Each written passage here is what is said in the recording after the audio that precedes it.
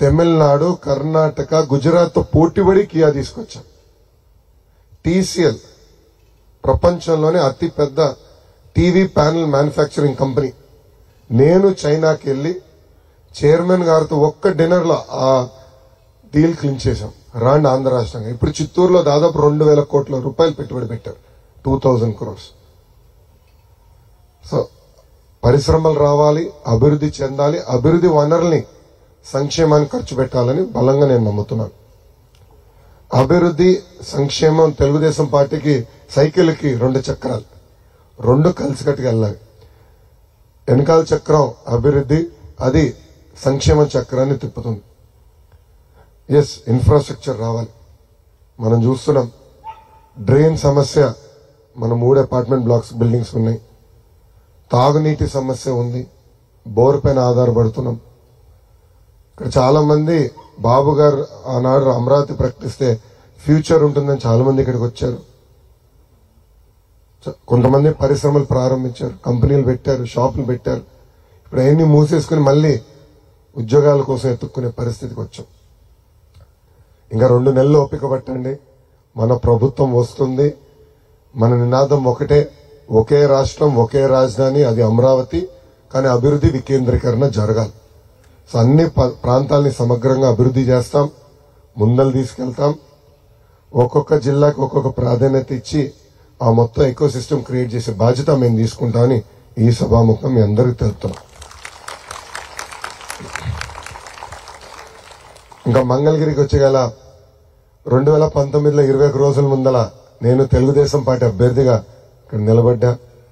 చాలా మందికి నేనేంటో అర్థం అవ్వలేదు, మీరు ఎదుర్కొంటున్న సమస్యలు నేను తెలుసుకోలేకపోయా.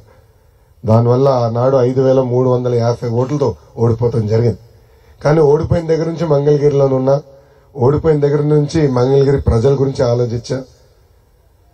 మీ అందరికి వర్తించదు కానీ దాదాపు 29 సంక్షేమ అభివృద్ధి కార్యక్రమాలు మంగళగిరి ప్రజల కోసం నేను చేశా. ఇంక్లూడింగ్ ప్రతిపక్షంలో ఉన్న ఐటీ పరిశ్రమని మంగళగిరికి నేను తీసుకొచ్చా. ఈరోజు ఆ కంపెనీలో 150 మంది పనిచేస్తున్నారు. చిన్నదే, నేను పెద్ద కంపెనీ అని నేను అనట్లా, కానీ ప్రతిపక్షంలో ఉంటూ నేను తీసుకొస్తాం కూడా జరిగింది. సో కసితో, ఒక పట్టుదలతో మంగళగిరిని అభివృద్ధి చేయాలన్న లక్ష్యంతో ఈ రోజు నేను మీ ముందర నుంచుంటున్నా. మీరందరూ చూస్తుంటారు, చేనేతలు ఆదుకునేదానికి టాటాతో ఒప్పందం కుదిరించుకుని ఒక వీవర్శాల ప్రారంభించాం. చేనేతలుగా వాళ్ళ వృత్తి చనిపోతుంది, వాళ్ళని ఆదుకోవాలని అది ప్రారంభించాం. ఇప్పుడు ఏకంగా టాటానే కాదు, ఇతర పరిశ్రమలతో కూడా మాట్లాడి అసలు ఎందుకు దక్షిణ భారతదేశానికి ఒక గోల్డ్ క్లస్టర్ అంటే సెజ్ లాంటిది ఎందుకు మంగళగిరికి తీసుకురాలేమని. ఎక్కువ శాతం మంది మంగళగిరిలో స్వర్ణకారులు ఆ పనిపైన ఆధారపడి ఉన్నారు. సో లేటెస్ట్ టెక్నాలజీ ఎందుకు తీసుకురాకూడదు, డిజైన్స్ ఎందుకు తీసుకురాకూడదని, ఒక గోల్డ్ క్లస్టర్ ఎందుకు ఏర్పాటు చేయకూడదు.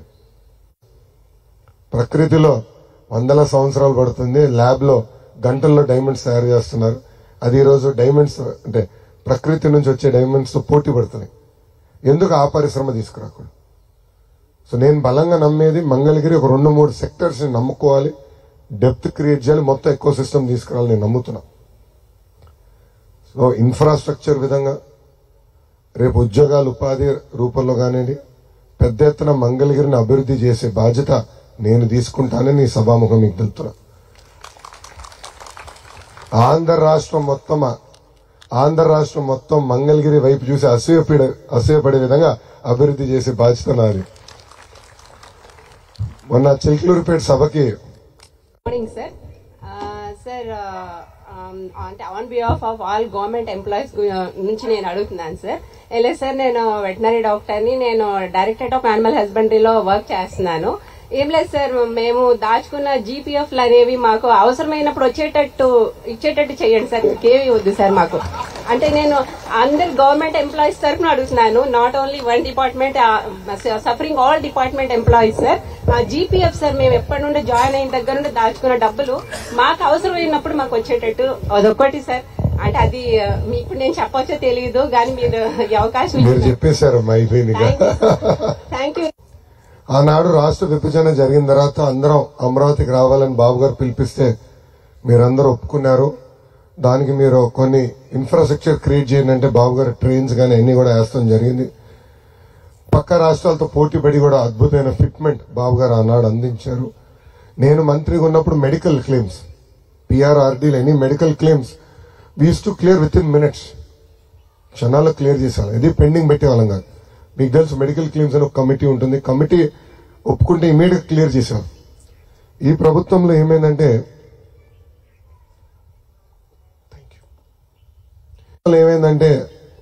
సరైన ప్లానింగ్ లేకుండా ప్రజలందరి ముందల ప్రభుత్వ ఉద్యోగస్తులు ఏదో పెద్ద మోసం చేస్తున్నట్టు చిత్రీకరించి ఉద్యోగస్తుల్ని ఈరోజు ఇబ్బంది పెడతాం. చాలా చాలా బాధాకరం.